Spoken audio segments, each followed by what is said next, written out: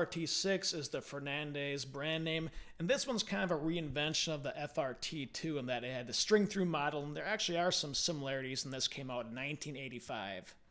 The FRT-9 is basically an FRT-6 that has a method of blocking the bridge, so if you break a string, it would not go out of tune.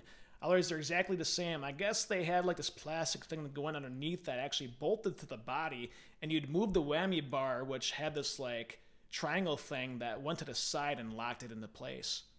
And these two bridges, the 6 and the 9, they basically would stay in production until 1992, and then it's never seen in the catalogs ever again.